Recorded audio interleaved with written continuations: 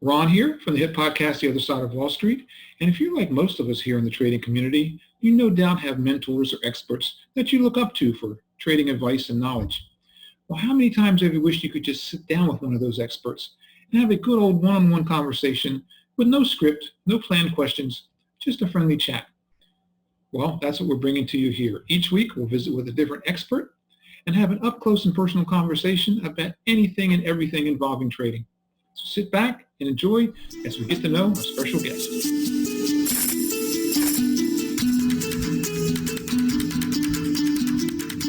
Good morning, everyone. Welcome to the Market Masters, brought to you by the Other Side of Wall Street. My name is Ron Harrison, and I'm here today with Mr. Dan Gibby. And for those of you that don't already know who he is, Dan possesses more than 25 years experience in equity and options trading, with expertise in technical analysis using options to hedge and speculate, and also portfolio asset management. Dan formed Master Trader with Greg Kapper, founder of Pristine.com and pioneer of online trading using technical analysis to provide education to stock and option traders, as well as consult for money managers and high net worth investors on technical analysis and strategy to generate ongoing additional yield. Dan? All right. Yep. Thanks so much, Ron. Pleasure to be here. Thanks for those kind words.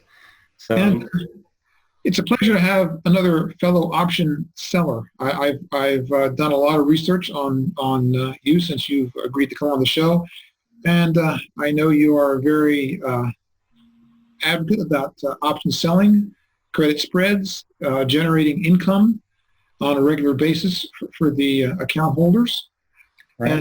And that's also where we are.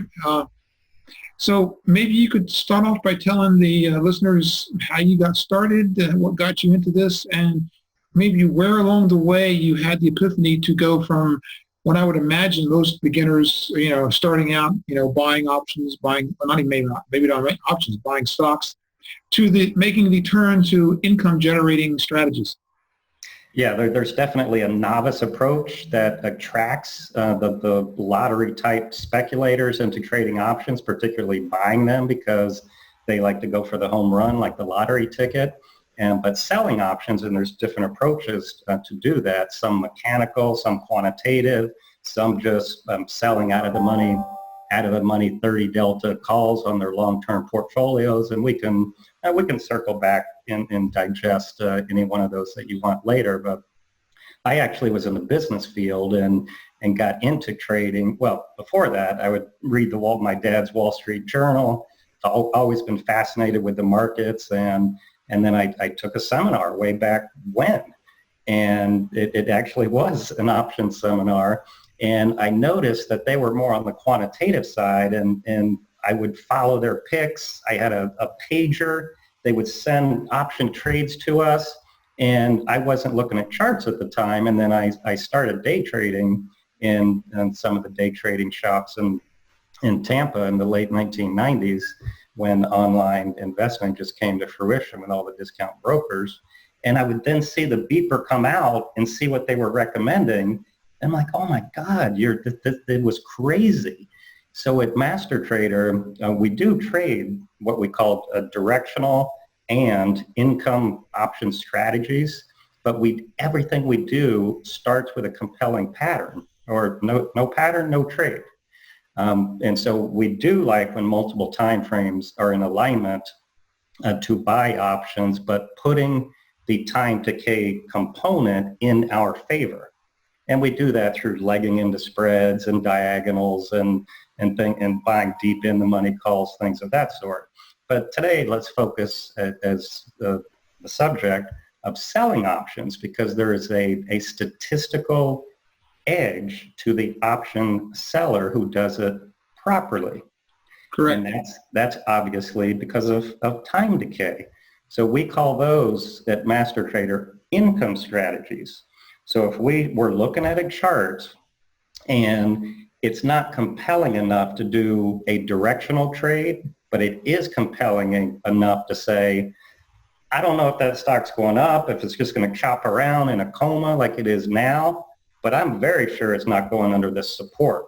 I got bottoming tails on a channel. I got a little breakdown failure. So those are the patterns that we like to sell either naked options or credit spreads, where we're literally getting paid to call a short-term top or bottom.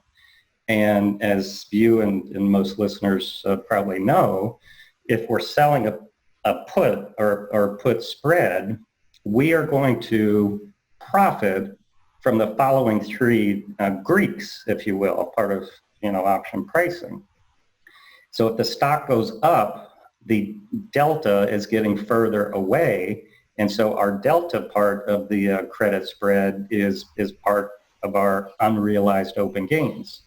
Secondly, if we're selling high volatility and it starts to contract, like we do after either periods of fear with market sell-offs or greed, volatility on individual issues also skyrockets in times of extreme greed. Like if you take a look at Tesla, we're in one of those situations right now.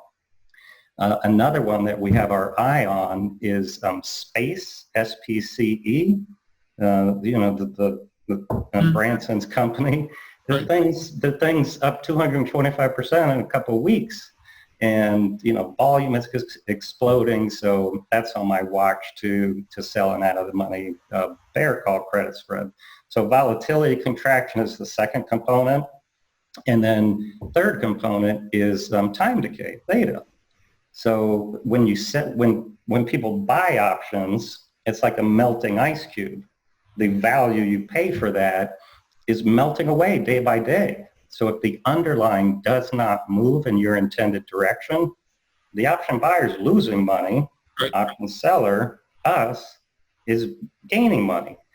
So we just think that the way options are priced with that time decay component, coupled with our master ability to read technical analysis and price action, it's a staggeringly high setup for us. And actually, I've done a volatility course, and it's kind of shocking to me, Ron, the plethora of educators out there that don't really understand the pricing mechanisms of volatility ETFs. With the contango and the way, 90% of the time they face these vicious headwinds because the way option futures, options, and ETFs are priced. They're priced on the future, which is more expensive when you go out in time. That makes sense. Right.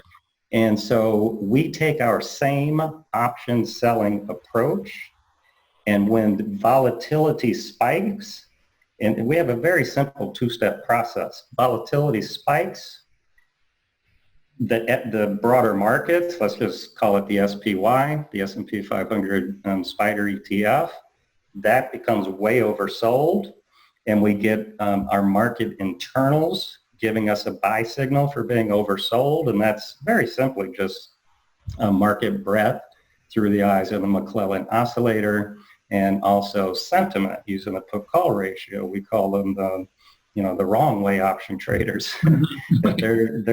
they're all in at the worst possible times, and I can just show that to you on a chart, and they're unfortunately deadly accurate on the wrong side.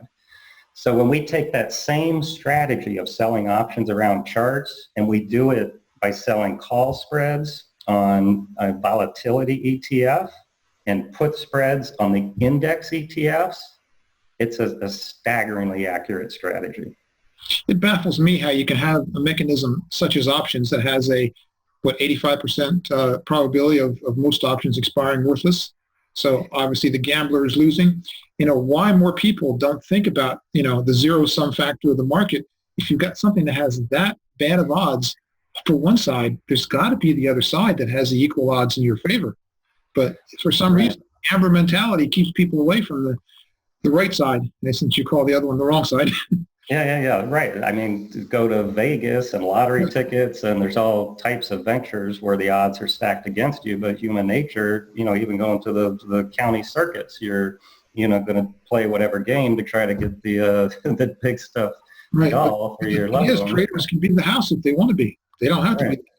And but they have to do it intelligently. And I'll just give you one example of that. There's a big education outfit on the market with options that they're 100% quantitative based, and so they have a belief that shorting an out of the money 30 delta call or 30 delta put has the identical chance of expiring worthless. And Ron, I could show you 1,000 charts, just one concept that we teach that will prove that drastically incorrect assumption is what we call a wide range igniting bar from consolidation, or a wide range ending a bar after a huge advance far from its major moving averages. So if you have a wide range igniting bar on the bullish side, the odds of that out of the money put expiring worthless dwarfs the odds of that out of the money call expiring worthless. Mm-hmm. So this same outfit, teaches their followers in all market environments, even in high volatility, sell calls and puts. So go back to the other example that I mentioned with the S&P 500 selling off and giving us what's called a climactic buy setup. We only are focused on the put side, the short put side, not selling out of the money calls in that high volatility environment, because the odds of getting run over on the call side is just a silly odds trade. So, well, not just that. If you look at any chart of S&P or Dow or whatever going back far enough, I mean, obviously the bias, it goes up. And even, right. Even in my case, I know that if I were to go back and look at how many times, let's say if I looked at all my iron condors that I put on and something got in trouble, it's almost, if not always, just about the call side. The call side is the side that gets hit. Put sides go away. Yeah, depending on what time frame, but we've both been trading a long time. We've been through some bear markets. I was trading when the NASDAQ hit a record of 5135, and I was trading when it went under 1,000. So there was a lot of pain in those years. But using technical analysis and our swing market internals, it keeps you on the right side of those ebbs and flows on the daily and weekly chart. We have a very systematic, objective approach, and everyone's always worried about what about impeachment and trade wars and this and that. And sure, we're not trading in a cave, but we let the objective price action dictate our actions with our objective approach. What I find too is that there's so much media information pumped into the public day in and day out that the poor novice investor gets bombarded with all this information, and they end up forming these opinions and biases that whatever they're looking at is going to do a certain thing in a certain period of time because they've heard it so many times. And I tell them, don't listen to that. Whatever's out there, whatever's known is built into the charts. It's built into the price, and the charts will reflect it. Forget all the noise out there. Just look at the charts. Right. We today's Wednesday, so we have 2 days to Friday expiration. And somebody in our trading room was saying, "Hey, Dan, Tesla got upgraded today, from 600 to 900 or whatever the case." And so it had a big gap up today. And they had me turn on the TV, and it was a penultimate bear on Tesla finally came out of the closet and said today he's a penultimate bull on it. He just did a 180.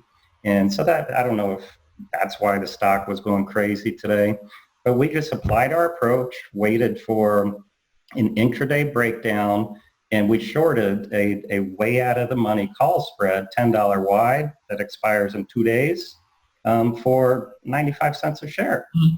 So that's almost 10% of the spread width. Mm-hmm. And we sold them like $30 higher.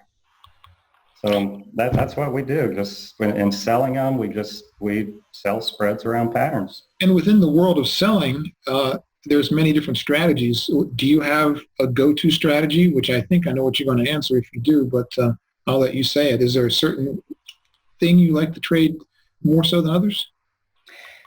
I would say, well, I'll answer it in a couple ways. One is just, bullish breakouts. I also love selling high volatility environments after sell-offs. So when the spiders, give us, I can, if we had a chart of the spiders over the last year, I can just pinpoint, tell you where the reversal occurred in agreement with our market internals. And we pull up the option quote and we literally start salivating.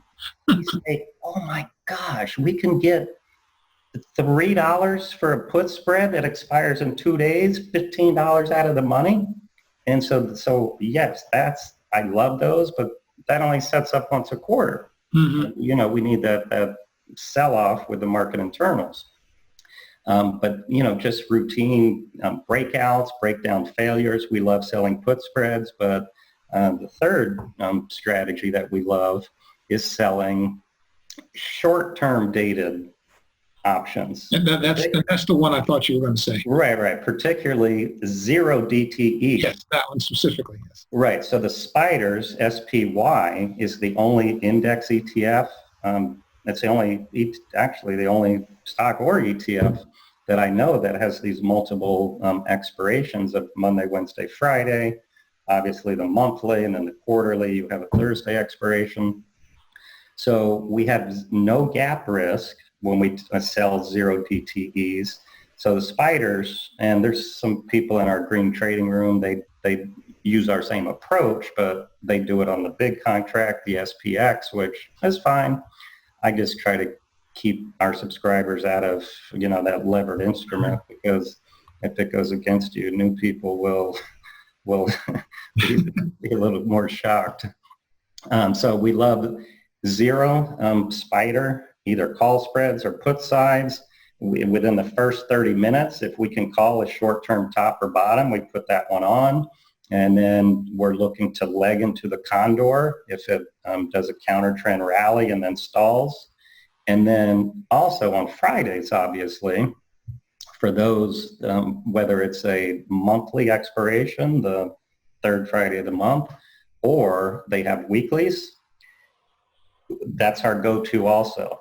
We actually have some traders who they say they make their living with us trading Fridays only. They follow us, they come with their own picks, and we love earnings and gapping stocks on Fridays in particular. Why? Well, because we're going to most of the time get a good pattern, whether it's from a shock of a breakaway gap, or if it's a shock, a downside shakeout, whatever the case, we need a pattern. But volatility, even after earnings, within the first hour to even 2 on Friday expiration day, we still get very good premiums for those. And the FANG stocks, provided they're liquid, those are always, earnings or not, those always give us pretty good premium.